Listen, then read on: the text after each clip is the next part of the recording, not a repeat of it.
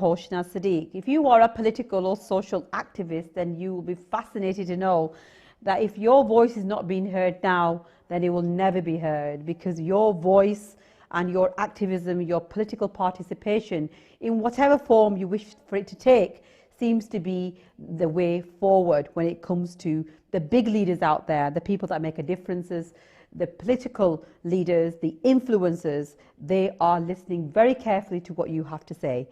I've got some special guests today who do exactly that on different platforms, whether it be out in protest, whether it be on TV, radio, or on social media platforms. And I want to welcome my guests. I have Asim Mahmood from Drive for Justice. I have Dawood Akram, a political activist, and I also have Adil Amir. I believe Dawood is not on the line at the moment, and I hope he'll be joining me in the studio soon. So I want to start by asking the question, ahead of the G7 summit happening in Cornwall between the 11th and 13th of June, and straight after we're going to have a debate in Parliament looking particularly at the UK and Israel arms trade, and looking at also implementing broader sanctions against Israel, holding perhaps Israel accountable and ending the UK complicity when it comes to human rights abuses against Palestinians.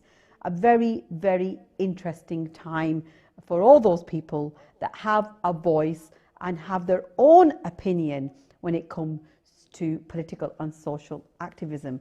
Now, I want to start that by welcoming my guests formally. I do know that Asim Mahmood and Adil Amir are here with me. And I want to start with you, Asif. Very interesting times. And when it comes to social injustices and looking at our political leaders out there, do you actually believe that your voice is being heard? Oh, absolutely. Thank you for inviting us on your show. I think we are facing interesting times with the advent of social media, the kind of erosion of our institutions, democracy all over the world. And they are certainly interesting times. And I think we should take some sort of comfort from the Black Lives Matter movement, Extinction Rebellion, who have kind of shown the way in this modern era with social media of how activism should be doing, lobbying, pressure groups, etc. And it's in particular the Palestine cause. I mean, just recently there was a survey done in the US today where it showed there's been a bit of a slight sea change in attitude towards this conflict. And it was questionable how the survey was framed, but the question was, who do you think is responsible for this issue in Palestine currently, in Israel, between Israel and Palestine currently? And question was whether it was Israel or Hamas. I mean, obviously there's an issue there, how they're framing it, but it was 60% overall said it was Hamas's fault, and 40% said it was Israel's fault. But that is a definite change in particular when we refer to the US. And then if you break down the survey, younger people, the figures were reversed. So it was a 60-40 split towards blaming Israel for the conflict between 18 to 34 years. In terms of, you know, the protests out there, in terms of the activism out there on social media platforms and obviously in the physical sense, and you mentioned Black Lives Matter, how much of an influence do you think that these kind of activities, if I may call them activities, make a difference when it comes to these kinds of surveys? Because we've seen these surveys before, haven't we, Asif? Well, we have, but I think we have to be realistic, and our expectations we have to have a sense of perspective. Any sort of movement, how the humankind has evolved over the thousands of years. I mean, suffragette movement is a good example. It took thousands of years for women to get a right to vote. I mean, in the UK, it was only in 1919 when women got the right to vote. Similarly, with the Black Lives Civil Rights movement, these things do take time. Sadly, obviously, I wish we could wave a magic wand and everybody's free and we were living in a just world overnight. But unfortunately, that isn't, the reality. The reality is these things take time. Change is slow. It takes time. People resist change.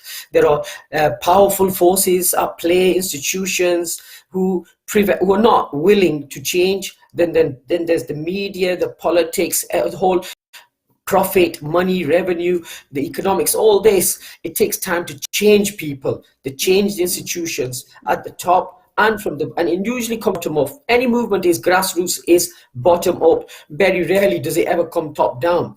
So, I mean, I refer to the Extinction Rebellion in the last couple of years, how young people have been passionate, driven, and brought this environmental catastrophe facing us right to the forefront of the agenda. Now, the G7 are taking note. Yes, then there's the issues about tax issues, where we just recently had an announcement to do with tax havens and, leveling the playing field of, high-tech companies. So change is coming about, but it requires people to voice their opinion, lobby, petitions, etc. And all these things do matter.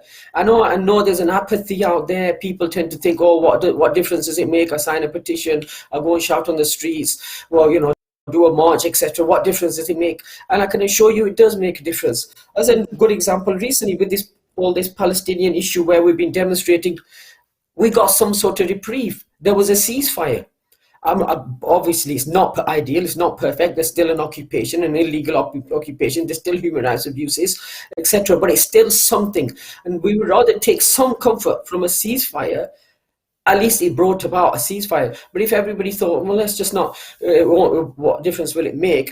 They would have carried on, and there would have been more slaughter of innocents. I'm going to bring Adila Mir into this, and I know that she is a hard campaigner and she's an activist, like yourself, Asif. And you mentioned young people and obviously the suffragette movement. So we have a female here. Welcome to the program, Adila. You've just heard Asif say that in terms of people raising their voice and being a political activist. I know that you're involved with the Manchester side and in terms of the United for Palestine, and you've attended events and you've helped to organise these things. Do you sincerely believe that going to these events and standing outside gates and making a lot of noise, do you think that actually makes a difference to the actual cause, or do you think that you're just being a nuisance to the people that work there? Well, the good news is, of course, it's making a difference, and have no doubt that, like Asim said, it is the grassroots. We've all got to get together. I went to a rally only a few weeks ago in London, and over 175,000 attendees, and I can tell you that there were people of all race, culture, background. You would assume that they'd be just Muslims turning up, but of course, everybody in every nationality, every religion is hearing of the multitude of atrocities that are currently taking place and have been taking place for the last 70 years. I mean, this isn't going to stop anytime soon, so neither are we going to stop anytime soon making a racket. It's making going to these events, Adila, I mean, going to them and it's all fantastic hearing about the fact that we've got all these nationalities and people from different backgrounds in terms of gender, in terms of age. But what I saw was, yes, I heard people speak and they were very passionate, but I also saw a lot of dancing and I saw a lot of people playing music. And how does that actually help the cause? The speeches, the information, the education, I can understand, but all the other things that were going on, are they helping the cause? Do you think they're moving it in the right direction? Yes, or do you think people are just out there to have a good time? It's helping, it's moving, it's creating, it's making, it's all happening. Where it's whoever turns up, any support is good. People come from different cultures. We can't say maybe dancing is their way of expressing how they're feeling. Maybe standing on a podium and holding a mic is their way. Maybe sending a WhatsApp status is there, but it's all happening. And we all know the power of social media. We've got it on our side. The history is on our side. Like Hassan said, everything starts on grassroots, everything builds up. It's an unstoppable power. Nobody is going to silence us, and this is not going to be silenced. This is way out of our own hands. Everyone. When I went to that rally, it wasn't just, I'm actually talking about Jewish people stood there standing in support of Palestine, openly telling us about the atrocities, the thousands of unlawful killings that have taken place, millions of forced displacements, abusive detention centers for children, laws that prevent Palestinians from even legally owning their own hands. Checkpoints are everywhere that that limits the lives of the ordinary lives of Palestinians. These conditions create perpetuating unemployment and poverty, and their voices of the Palestinians are being heard through social media, through these rallies, through these and is it the voices, all these gatherings? I mean, we know that there's lots of different organisations are involved, and obviously everybody has their own internal agenda. But do you believe that the noises that have been made, the rhetoric that has been used, the narrative out there, do you believe it's united? Do you think it's one? There is only one agenda, and the agenda is to get justice for the Palestinians. We all know what we want, millions and millions of them. And now I'm not just talking about London here. I'm talking about almost every major city in London or Manchester or Birmingham in England was making a noise about it. We were all there peacefully, and it doesn't make us anti-Semitic just because we're speaking in favor of the Palestinians and injustice is taking place. History tells you that we are on the right side. The apartheid didn't just end overnight. It took decades. And then eventually, even the European countries or Britain or America had no choice but to listen to what was being said. Yes, it's making a difference, and I have absolutely no doubt about it. Be it another decade, 2 decades, 3 decades, we ain't going anywhere. Neither are our voices going anywhere. Of course it's happening, it's being heard, and the change will happen. This occupation, this level of monstrous cruelty just cannot go on. The world's now, we live in a world of social media. These images, these videos of people brutally being beaten up, having their rights taken, simple rights taken off them. And we're all human at the end of the day. It touches all of us. It doesn't matter where we seem to have come from. When we see images like that, then we all should be speaking up. And if there's anybody sat at home who hasn't gone to a rally like this, then be part of the change, be part of the difference, be on the right side of history. You know it's going to happen. I'm going to invite Dawood Akram, who's a political activist. He's not been able to connect, so we can't actually see him, but we will be able to hear him. And I want to ask that question. Sorry? So he's going to call through in a few seconds. Whilst we're waiting for Dawood to come on the line, Asif, I want to bring you back in. Obviously, Adila speaks very passionately about the fact that we make that difference. And she just said, now, it might not be today, tomorrow, it might not be in 5 years, 10, we're not going away. But do you feel a sense of urgency in the sense that, do we need to wait for another 10 years, 20 years? In the Palestinian issues, it's been 7 decades. The Kashmir issue has been more than 5 decades. What is it that we can do, or people can do, or what we should be doing to make things happen in a way, in terms of progress, Asif?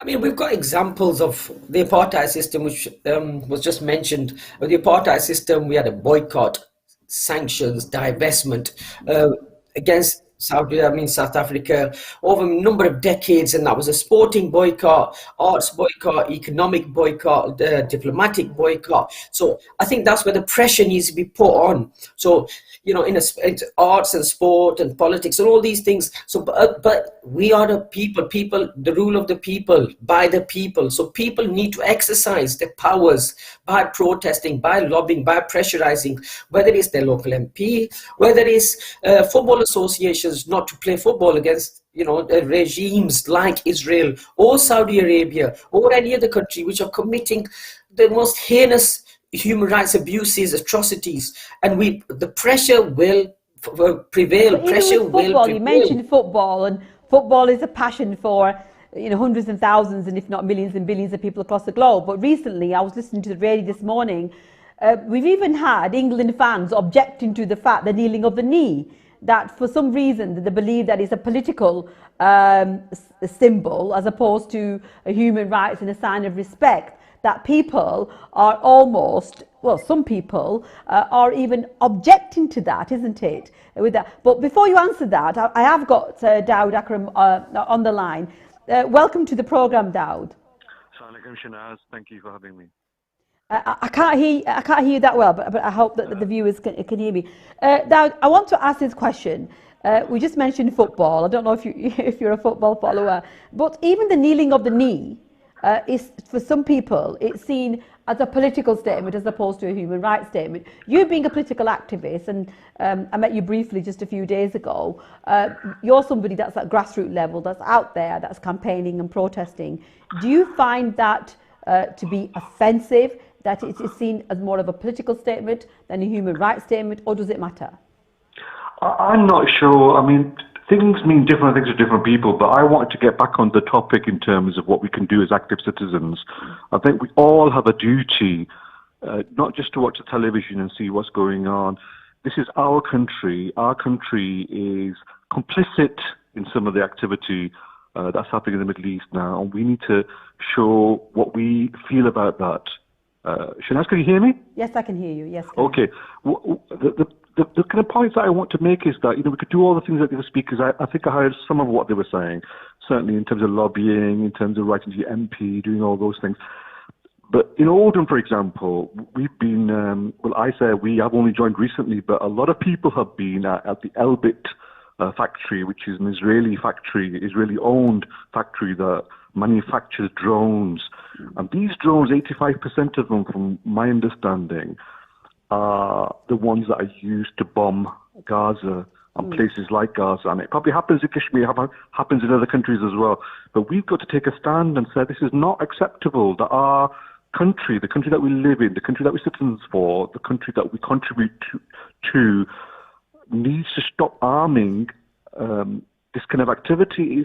I'm just going to make our viewers aware that basically you refer to Elbit Ferranti, and it's an Israeli-owned company in Oldham, and you make reference to what was happening there. That I understand tomorrow there's even a protest outside the factory. Pro-Palestine activists have occupied the roof of this Israeli-owned Elbit Ferranti. It's an arms company, vowing to say that they're going to make sure that it closes.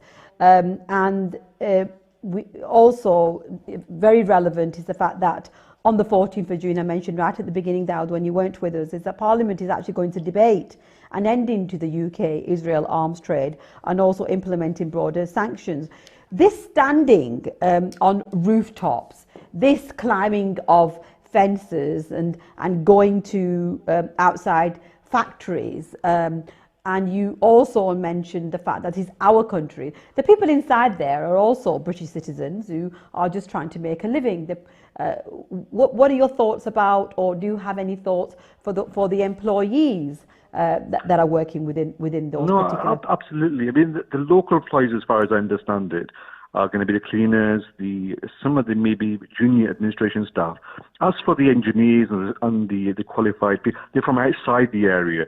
And those types of occupations are in high demand anyway. They will find other positions in other industries. That's not a problem. When we close down major factories, you're saying it's not a problem. Are you referring to the fact that you obviously want, my understanding is from reading the articles and the information that I have, is that you're actually wanting to see that this company close. So you're saying not a problem because they can find work elsewhere. Is that what you're saying? Absolutely. I mean, for example, because of climate change and because of changing economic conditions, they closed down all the mines. It wasn't because the coal ran out. They decided that it was not economically viable to continue with this further, and they've now expanded that, rightly so. So that's an industry that employed hundreds of thousands of people. So I won't be told that 50 or 200 or 500 people can't get jobs because there are 10 factories in the UK altogether. I mean, the Leicester ones have quite a lot of publicity at the moment, but there's 10 specific factories just in the UK, and this is on our doorstep. If we don't raise our voice, then raising your voice is one thing now, but I've spoken to a number of people today in relation to today's program, and one of the things that some other people have said is the fact that you're encouraging vandalism. You're encouraging people to climb on rooftops, to rip things off, the employees are being disadvantaged. In some cases, we've heard that abuse is being hurled to them. On one hand, I can understand the fact that you have your own voice, you want the actual factory to close because of the reasons that you've said. But when it comes to encouraging people to perhaps partake in activities that are upsetting and even vandalism, if I can use that word, are you condoning that, or are you saying it's fine to do that? Shanaz, all the demonstrations that I've been to have been very, very peaceful. And we have a 2-hour stint where we shout slogans, which are very, very peaceful. They're not intimidatory by any means. And it's a show of force that there are local people there that care about what's on the doorstep. These munitions have been tested, field tested, on Palestinian children, 66 of which died during the last bout, and I'm not even including all the other children and families, the 2,000 buildings that were damaged, the 100 apartment buildings. I mean, unfortunately, we don't have Elbit, or we don't have any of those companies involved to be able to make any comments on that. And if I may, Daud, I'm going to bring Asif back into this, because we started the conversation with you on this, Asif, before Daud came on the telephone. And please do stay with us, Daud. You were recently outside BAE Systems, and similar to what's happening outside in Elbit, there was a demonstration there, but there was something different that happened at the weekend, and that was the fact that there was an actual funeral procession symbolizing the death of 69 children. Now, how is that sitting with the local residents when you start to have you make your own statement, ASIF, as an organisation, and that was organised through Drive for Justice and obviously Lancashire Peace Forum, that you've got processions, you've got coffins, you've got children, and the local people are having to witness all this. How does that sit with you? I mean, just to slightly rewind on the points that Dawood raised with yourself, and I mean, I commend all the people who are doing the demonstrations, climbing the roofs of Elbit, etc. And BAE Systems is one of the suppliers of arms, well, in particular to do with the F-35 fighter jet, the key components. You're saying you commend that, and you...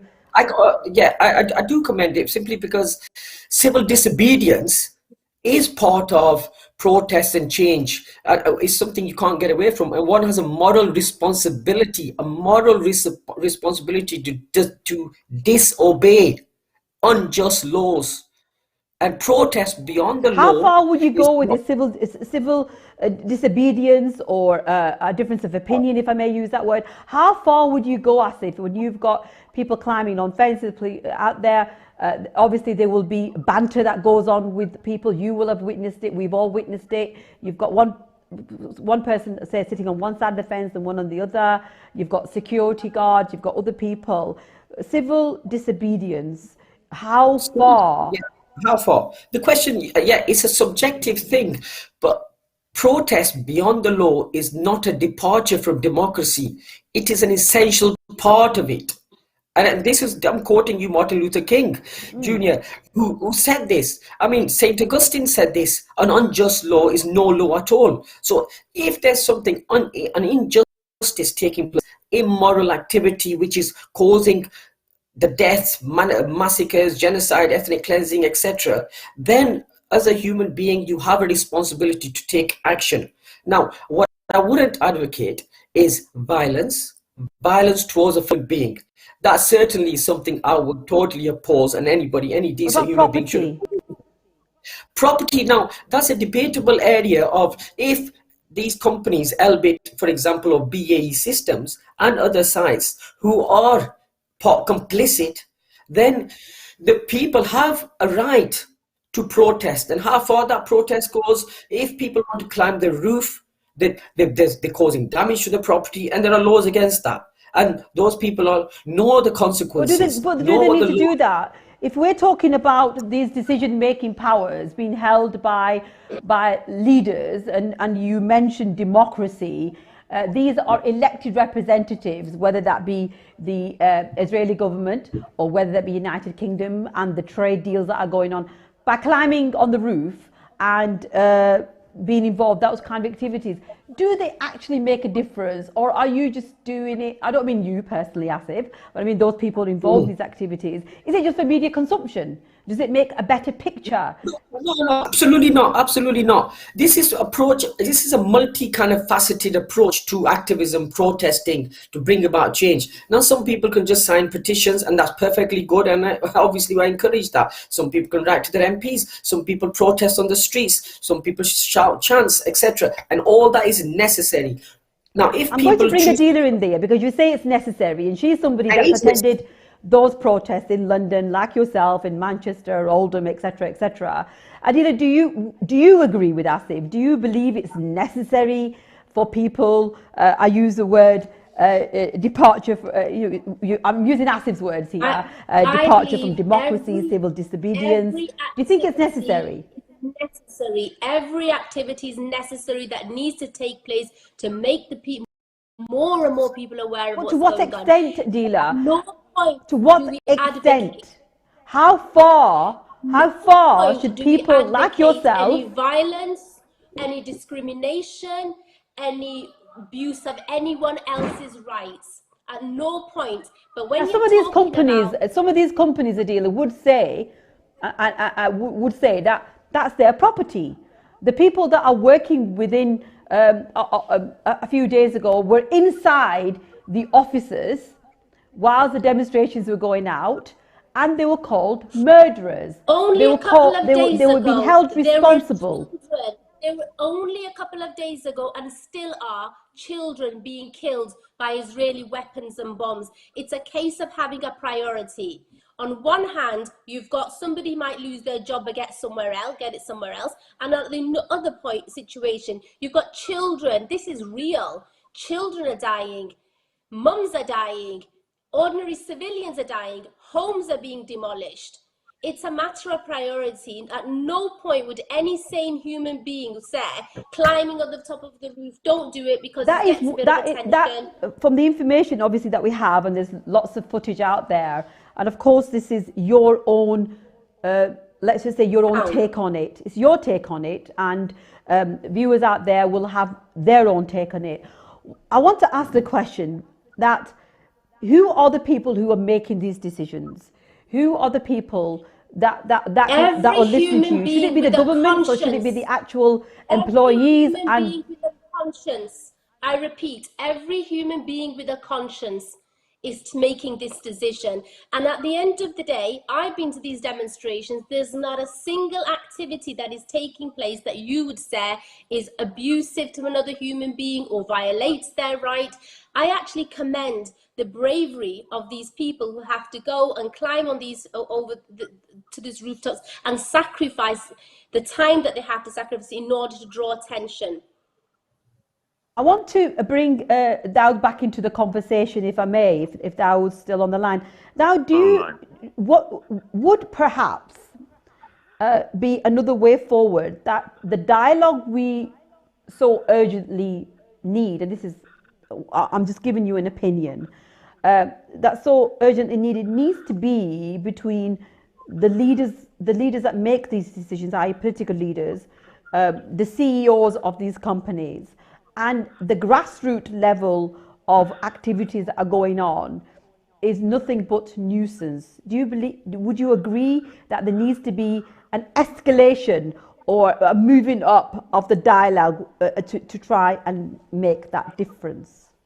Well, we have to try something new. I went to the anti-Iraq war marches back, what was it, 20 years ago, 18 years ago, and there was literally 1 million people in the streets of London, and we had a Labour government. Did it change anything? No. So my situation is this to everyone, is that we need to try new things. You can learn a lot from other people, from other organisations. And that's precisely perhaps why people are starting to question, and I mean, I'm giving you an opinion, not my opinion, I'm giving a general opinion, but some people would say that these, you could have hundreds and thousands, you're talking 100,000, like you said, with the Iraq, we saw a huge number of people coming out, that the actual protests, the marches, all these things, other than media consumption, other than social information, perhaps even educating, actually don't make enough, let's say, steps to try and resolve the No, I problem. don't think that's really fair, because all these things have an impact. What's the alternative? The alternative is to sit at home, watch the news, and just blow hot air. No, the alternative is to be an active citizen. And, you know, there are, 3-4 million Muslims in the UK at the moment now. We need to not just raise our voices, but spend our money in the right way as well. We need to look at the campaign for boycott in particular. And I would urge listeners and viewers to, search the web for those boycotts. And, it's simple items. You don't have to start with 100. You can start with 3. Like in Oldham, for example, we're looking at Coca-Cola, HP, and Puma. We just started with 3, trying to get everyone to look at boycotting those 3 items. And it's a starting position, because as 3 or 4 million Muslims, you have a massive impact on the world. You make reference to Muslims, and but yeah, one of the things that's come out more than a Muslim issue. Sorry. I was going to come on to the fact that it's much, much more than a Muslim issue. This is a human issue, as other people have already pointed out, I think. And I think any person of right mind know that we're on the right side of history. I saw the same things happen, and I was very young in those days with South Africa, and there is change with social media, with the awareness that's being raised, especially with young people. It is changing, and I'm confident and optimistic about the future. I think I would like to live one day where, Jews, Christians, and Muslims live together in the Middle East without having this conflict and this war, every 3 or 4 years of mowing the lawn, as the Israeli generals call it. I'm going to bring. I think Adila wants to say something here. Yes, Adila. Yeah. Muslims, Christians and Jews have always lived together throughout history. And in fact, Palestine is a great example within itself.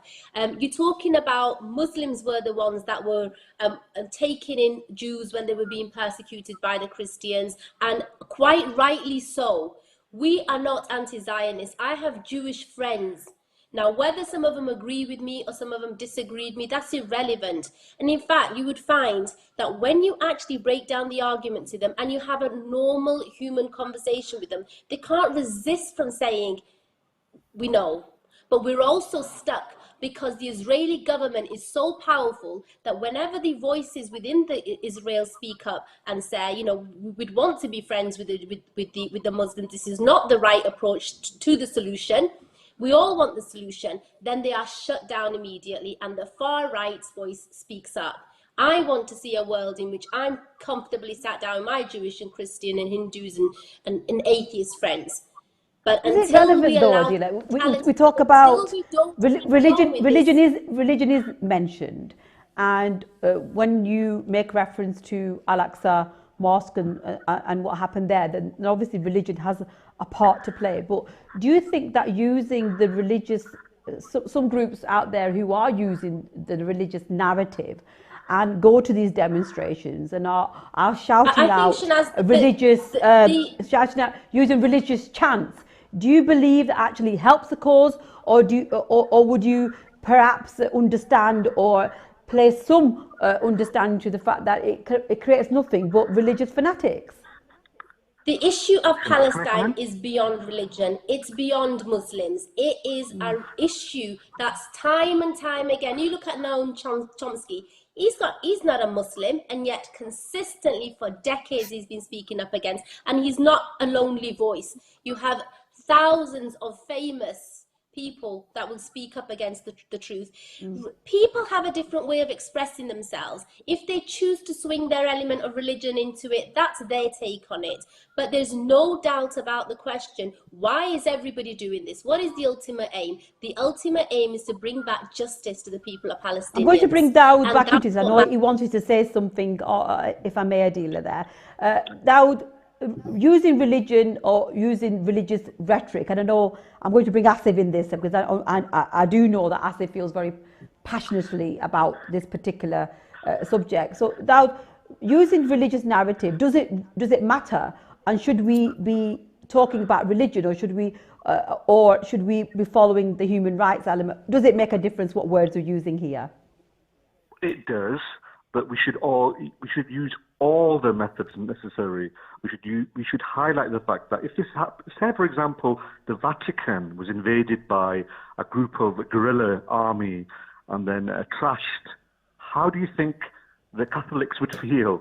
Or how do you think it would be portrayed in the media? Contrast that with... Okay, sorry, the call's dropped here, but we'll carry on the conversation. Asif, I do want to bring you in here. From articles that I've read and I've listened to you speak, you have your own take on this, don't you, in terms of the role that religion has to play and the role that in terms of human, whatever the atrocities are. Your take on this, Asif. I think it's important for the viewers to hear this. I mean, I take, Deela's already mentioned Noam Chomsky, and there's others like Norman Finkelstein. I mean, to be honest, I take my cue from them. I mean, I've been watching, listening to them, reading about this issue from them, and they are Jewish people. And they've been at the forefront of being the voice for the Palestinians, asking for freedom and justice.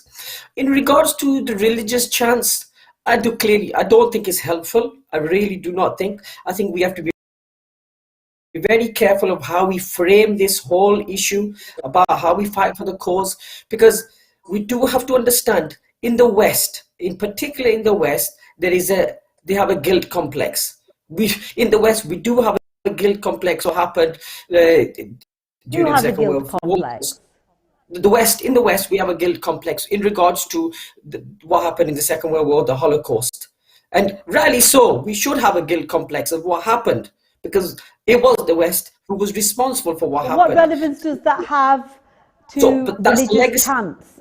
But the legacy of that, so we need to be mindful of that then when people are framing it around religion, it doesn't actually bode well. The Palestinian civil movement are clearly stating this is a human rights issue. This is about international law, the breach of international law, non-compliance of UN resolutions. So we should stick to those key points, which across the board, irrespective of what nationality, what race, what religion you are, everybody knows this is the right thing. So it's very hard to debate those issues. But at the moment you bring in religious chants, we want to be, now Palestine is an inclusive group of people. Let's be clear here. When you say religious chants, let's be clear here, Asif, you refer to Islamic or Muslim chants. So you're saying...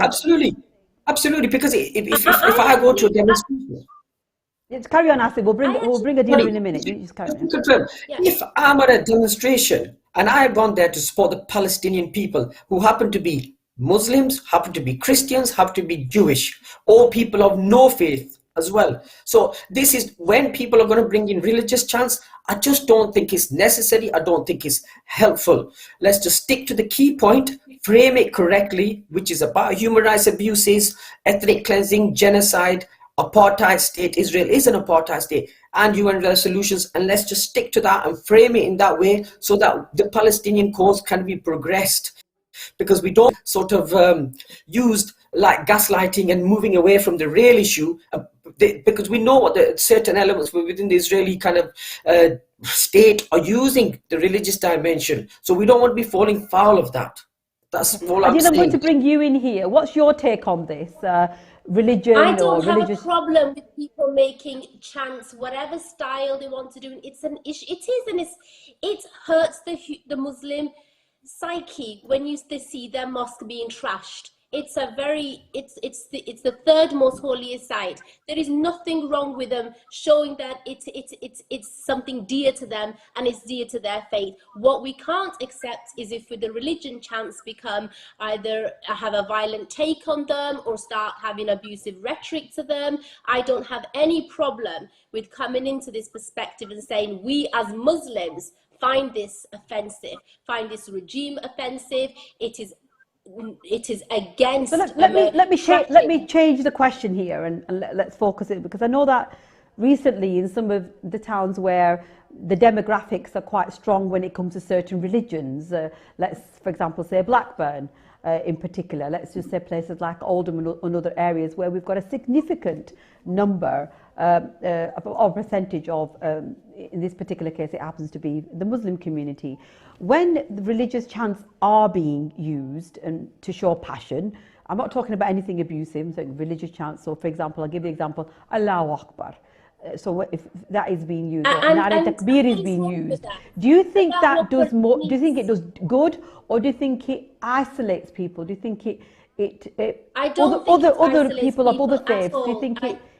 No, I don't think it isolates people, and I think it's great because people of other cultures and nationalities come to recognize that Allahu Akbar, contrary to their belief or their fear, doesn't mean anything more than God is great. And if you were to go to a Black Lives Matter rally, you will find black people confidently expressing their culture through their message. Nobody's saying anything abusive or violating anybody else's rights. I think it's perfectly fine. I'm not a self-hating Muslim. And I think it's very careful when we try to tell the Muslims, oh, you know, don't say certain things, don't bring Islam into. There's no problem with bringing Islam into it, because Islam doesn't bring violence, nor does it advocate any violence into the I'm going to move the conversation on, Adila. You being a female activist, I want to actually look at gender and look at age as well. Is that these demonstrations, as we've seen any kind of demonstration or protest, and we saw this with COVID demonstrations, we've seen this with Black Lives Matter demonstrations, and most recently, obviously, with Palestinian and historically we've seen with Kashmir, with Bosnia or Chechnya, and all these, and the anti-Iraq, that the role of youth and women has a significant part to play when it comes to how these protests are organised, orchestrated, and how they are seen by wider society. Would you agree on that? I think I'm very, very pleased to say that all the demonstrations I've attended had a very, very healthy amount of, if not equivalent amount of women there, even children there. And it's good to see that. And it's more and more women should be involved in that. If anything, it sends out the message, we as Muslim women are not voiceless. We are Muslim women, and contrary to the stereotypes out there, don't just shut up and listen and tie ourselves in the kitchen sink. We have a voice, we speak up, we know the difference between wrong and right. Whether we choose to wear a niqab, whether we choose to wear a hijab, whether we choose to wear full abayas, we're not senseless, we're not brainless. We know the point of the matter is always what's wrong and what's right, and what is happening is wrong. And when I went to these demonstrations, while there were women there with what they like to wear, whether it be short skirts, which is fine, there were women there with niqabs, and everyone was peaceful. In fact, everyone was stood by next to each other. I mean, finally, that was beautiful. In the last minute or two, Adila, if I may, and Asif, and unfortunately, in the last minute, in fact, we are moving towards very exciting, fascinating, or interesting, whatever word you wish to use, times. And in fact, the next week ahead, we've got the G7 summit, then we've got the Parliament debate, we've got lots of things going on. We've got a huge number of people who will be following these. In the last few seconds or so, Asif, I want to come to you first and then finish it off with Adila. What, if there was one thing that you want to see out of the conversations that are going to be happening in the days and weeks to come, what is it that you want to see happening? Ultimately, obviously, in the immediate kind of future, I want Israel to be held accountable. There needs to be a proper roadmap for peace, because so far for the last 20-30 years there's been this kind of game that's been played. Now they've never been sincere agents in all this, Israel, because the roadmap to peace, their offer has never been sincere up to now. Okay, excellent. We've got that. We've got only 30 seconds left, and you want what Israel to be held accountable. If there was one thing, Adila, and it's a very hard question to ask, if it's one thing that you want to see happening I want to see a continuation and the continuing passion of what we've already seen. And like Asif said at the very beginning, it is this exactly what will take to bring Israel accountable. If we shut up, social media shuts up, the job will never get done. And I just Excellent. hope that Thank you very much. Thank you so much. And I want to thank Dawood Akram as well, who unfortunately the call did drop. So an absolutely fascinating discussion here. And you can see lots of points of views. One of the things that we do want to say here on Takbeer TV, that the views that we've listened to today are the views of the participants. They're not the views of Takbeer TV, but we do want to open this debate out there. For those of you that are following us on social media, whether it be on YouTube or the Facebook, please do leave your comments and we will read and we will listen. I am your host, Shanaz Saddique, and this was Unscripted.